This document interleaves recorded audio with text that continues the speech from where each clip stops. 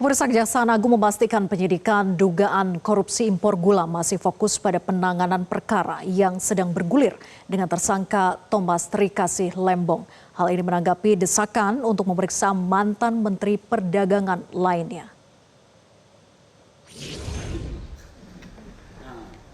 Kepala Pusat Penerangan Hukum Kejaksaan Agung Harli Siregar menegaskan proses penyidikan dugaan korupsi impor gula dengan tersangka Tom Lembong masih dilakukan. Penyidik masih fokus menangani perkara Tom Lembong serta enggan mencampur adukan dengan mantan Menteri Perdagangan lainnya agar pengusutan kasus importasi gula fokus dan efektif. Harli enggan mengomentari keberatan dari kubu Tom Lembong seperti dua alat bukti untuk mentersangkakan Tom Lembong yang dinilai masih sumir. Yang kedua, bahwa kita fokus terhadap penanganan perkara yang sekarang sedang bergulir, ya. Jadi tidak bisa dicampur aduk satu dengan dua dengan tiga. Wah, itu penyidikan malah tidak fokus, dan itu ya penyidikannya tidak efektif, ya. Nanti kita tunggu saja apakah termasuk yang perusahaan-perusahaan itu, ya, apa keterkaitannya, semua tentu akan didalami, dikaji, dan jika dibutuhkan ya tentu keterangan. Sudah lebih dari sepekan ditahan ex-Menteri Perdagangan Tom Lembong masih belum tahu di mana kesalahan yang ia buat atas kebijakan izin impor gula 9 tahun lalu. Kejaksaan Agung disebut tidak menunjukkan dua alat bukti yang cukup untuk menetapkan Tom Lembong sebagai tersangka korupsi impor gula.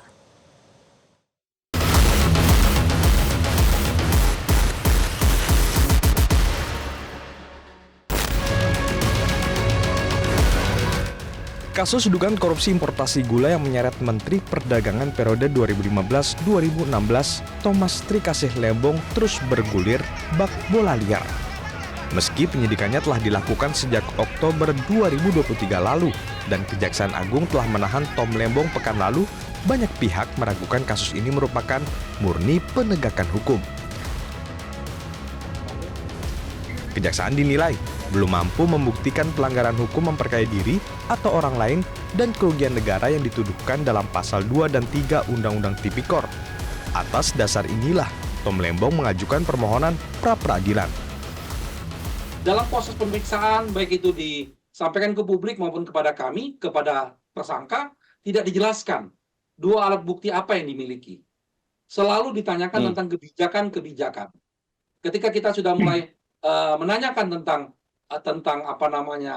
perbuatan melawan hukumnya, penyidik selalu mengatakan nantilah itu. Itu artinya apa? Artinya kami melihat bahwa sampai saat ini belum ada itu dua alat bukti itu. Sehingga dengan terpaksa kami mengajukan pra-peradilan agar supaya ini publik bisa mengetahui. Karena kalau tadi dikatakan oleh Kapus Penkum Kejaksaan bahwa itu sudah masuk substansi. Tapi itu juga merupakan hak tersangka untuk mengetahui dia jadi tersangka ini masalah apa, kesalahannya apa. Pakar hukum pidana Profesor Hipnu Nugroho mendorong kasus Tom Lembong bisa menjadi pintu masuk untuk mengusut kasus dugaan korupsi importasi gula yang diduga dilakukan mantan Menteri Perdagangan setelah Tom Lembong. Pasalnya kebijakan impor gula juga dilakukan, bahkan dengan angka yang jauh lebih besar di era kepemimpinan Tom Lembong. Pertanyaannya, siapa pejabat yang 2015 sampai 2003 Mbak Silvi. Dengan demikian otomatis kalau temposnya itu 2015-2003, mau tidak mau pejabat yang bersangkutan dimintai pertanggungjawaban atas kasus yang bersangkutan. Sehingga tidak Pak Tom Lembong itu bagian pintu masuk aja tadi saya kira. Dalam kajian ilmu-ilmu itu sebagai taktik, kecerdasan, pintunya masuk mana sehingga sampai mau nyerempet-nyerempet ke yang lain. Dengan demikian 2015 sampai 2003. Ini yang kita harapkan, mudah-mudahan equality before the law juga menjadikan tumpuan kita sebagai masyarakat bahwa kasus ini tidak hanya pada Pak Lembong, tapi semuanya. Meski demikian, Kejaksaan Agung memilih untuk fokus dalam mengusut dugaan korupsi importasi gula yang menjerat Tom Lembong agar penyidikan berjalan efektif. Kejaksaan kini enggan menanggapi keraguan publik soal dua alat bukti permulaan yang membuat Tom Lembong menjadi tersangka dan memilih untuk membuktikannya di persidangan. Bahwa itu adalah haknya tersangka dan itu dijamin menurut hukum acara. Ya, jadi kalau itu langkah itu yang ditempuh silakan. Ya, Pak Harli, kuasa hukumnya mempertanyakan soal data yang dipakai sama Kejaksaan Agung, data surplus yang dinyatakan di tahun 2015 itu. Jadi data apa yang dipakai sebenarnya? Itu substansi, Mas. Ya, itu substansi. Jadi nanti kita perdebatkan substansinya, apakah ya kalau di Prapit terkait prosedurnya, nanti kalau di pengadilan terkait dengan materi perkaranya. Ya. Dari Jakarta, Tim Liputan Metro TV. Sementara itu, pakar hukum pidana UI Ganjar Laksmana meminta Kejaksaan Agung menyampaikan informasi terkait timeline penanganan kasus dugaan korupsi yang menjerat Tom Lembong. Menurut Ganjar, hal ini penting agar masyarakat tidak curiga ada kepentingan politik di balik proses penegakan kasus tersebut. Ini yang mana? Saya nggak nanya siapa pelapornya, nggak nanya. Cuma laporannya kapan? Dan ini mulai proses karena apa? Karena ada laporan. Kalau ada laporan, kapan? Supaya kita lihat, gitu ya. Jangan-jangan sudah dilaporkan 2017. Makin nggak masuk akal kan? Kenapa sekian lama diabaikan?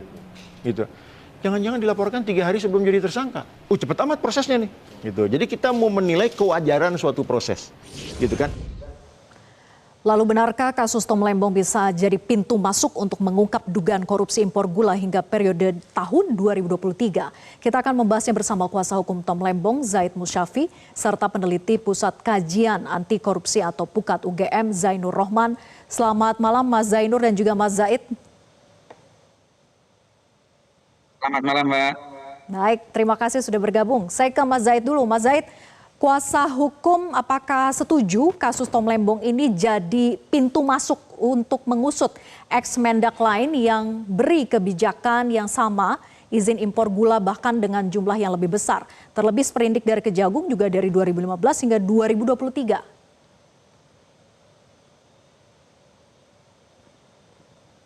Mas Zaid, audionya belum dibuka. Di-unmute terlebih dahulu.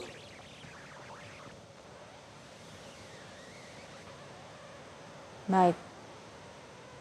Oke, di-unmute dulu. Mas Zaid, suaranya belum terdengar.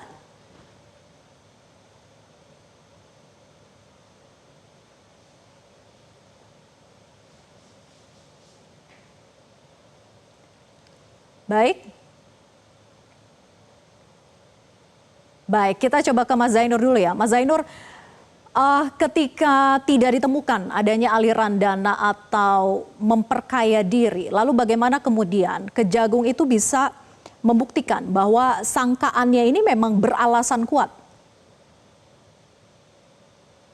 Iya, Mbak, memang di dalam pasal 2 dan pasal 3 itu ada klausula norma memperkaya orang lain atau korporasi. Jadi kalau hanya berdasarkan menggunakan unsur pasal, saya melihat kemungkinan berarti kejaksaan sudah pegang semua alat buktinya bahwa unsur pasal itu terpenuhi. Yang menjadi perdebatan di ranah publik dari kemarin memang adalah apakah selain unsur pasal ini terpenuhi ditemukan mens rea atau niat jahat gitu ya. Niat jahat itu bisa diindikasikan misalnya dengan ada atau tidaknya aliran dana atau misalnya konflik kepentingan atau misalnya permufakatan jahat atau misalnya fraud dan lain-lain. Nah, kalau tadi ditanyakan bagaimana cara kejaksaan untuk membuktikan, memang ada banyak kasus terdahulu yang jaksa itu bisa membuktikan terpenuhinya unsur pasal 2 atau pasal 3 meskipun tersangka yang kemudian nanti menjadi terdakwa itu tidak pernah menerima atau menikmati hasil dari pidananya. Jadi menurut saya memang perdebatannya itu di dua ranah yang berbeda. Ius constitutumnya sekarang yang hukum positif yang berlaku sekarang itu memang unsur pasal 2 dan pasal 3 terpenuhi, maka seseorang bisa ditetapkan sebagai tersangka. Tetapi kan ius constituendumnya, aspirasi rakyatnya adalah agar pasal 2 dan pasal 3 ini bisa diperbaiki lebih menjamin aspek kepastian hukum sehingga tidak terlalu karet, Mbak. Jadi memang menurut saya kalau sepenuhnya membebankan soal ini kepada kejaksaan, menurut saya juga kurang fair karena kejaksaan hanya pelaksana undang-undang. Kalau memang undang-undangnya memungkinkan untuk menjerat seseorang meskipun dia tidak menerima aliran dana, selama unsur pasal 2 dan pasal 3-nya itu terpenuhi, maka ya berarti yang harus dikritik adalah penormaan di dalam pasal 2 dan pasal 3 yang itu wilayahnya adalah pembentuk undang-undang, yaitu pemerintah dan DPR, Mbak. Oke, landasannya memang karena ini adalah pasal karet begitu ya. Tapi kasus Tom Lembong ini menurut Anda bisakah jadi pintu masuk untuk mengusut ex-Mendak lain yang diberi kebijakan beri kebijakan yang sama, izin impor gula bahkan dengan jumlah yang lebih besar, Mas Zainur? Harus bisa ya, harus bisa. Kenapa harus bisa? Kalau memang ditemukan ya dugaan telah terjadinya tindak pidana dilakukan oleh pejabat setelah Tom Lembong, maka juga dengan memperhatikan prinsip kesamaan di hadapan hukum, maka pejabat-pejabat setelahnya pun harus dilakukan investigasi. Kalau misalnya kejaksaan mengatakan sekarang sedang fokus kepada perkara penyidikan Tom Lembong, saya pikir kejaksaan tidak kekurangan sumber daya misalnya untuk membuka penyelidikan, untuk menemukan ada atau tidaknya pidana di dalam pemberian izin impor gula gitu ya. Setelah Tom Lembong selesai, itu kan impor gula juga justru mengalami banyak kenaikan bahkan sampai di tahun 2023 kemarin. Kalau saya baca data di BPS, itu kan rata-rata impor gula itu 4 juta, 5 juta atau 6 juta ton per tahun. Itu kalau kita lihat sebenarnya jauh di atas jumlah konsumsi nasional. Kan ada produksi dalam negeri, ada impor, dan juga ada jumlah konsumsi nasional. Nah, impor ini itu memang kalau saya lihat semacam ada pertanyaan publik, mengapa impornya itu sangat besar? Bahkan diindikasikan itu melebihi jumlah kebutuhan nasional. Kalau impornya melebihi jumlah kebutuhan nasional, tentu itu akan menekan harga. Memang kalau menekan harga itu mungkin akan menguntungkan konsumen, tetapi itu tentu menekan produsen dalam negeri, yaitu para petani tebu, ada juga produsen gula di dalam negeri. Artinya, gitu ya, saya melihat bahwa kejaksaan tidak bisa menggunakan alasan bahwa saat ini sedang fokus kepada kasus Tom Lembong, tinggal bentuk tim lain yang diberi tugas untuk melakukan penyelidikan, mencari ada atau tidaknya tindak pidana yang terjadi pada pemberian izin impor gula dari 2016 sampai 2023, Mbak. Oke. Saya ke Mas Zaid ya. Mas Zaid, jadi Pak Tom Lembong sendiri apakah sudah tahu salahnya di mana? Karena dikatakan tidak ada ditemukan aliran dana ke Tom Lembong. Tapi bisakah kemudian Pak Tom Lembong ini memastikan bahwa memang juga tidak ada afiliasi dengan pihak swasta yang diuntungkan?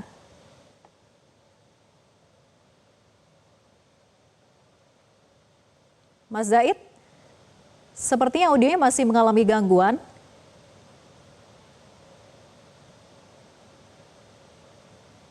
Baik, boleh di-unmute dulu.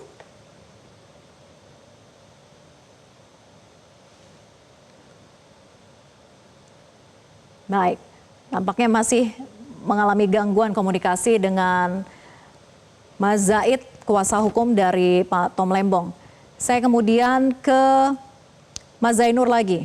Mas Zainur, ketika memang tidak ada aliran dananya, ini saya ingin mengutip ya pernyataan dari Pak Mahfud MD bahwa dalam hukum itu korupsi tidak harus ada aliran dana, kuncinya adalah memperkaya diri ataupun memperkaya orang lain. Nah, termasuk perusahaan-perusahaan yang diberi lisensi kalau dapat keuntungan secara tidak wajar, maka unsur itu pun terpenuhi. Nah, menyelidiki adanya afiliasi kedekatan dengan pihak perusahaan yang diberi lisensi, apakah mudah untuk dibuktikan oleh Kejagung?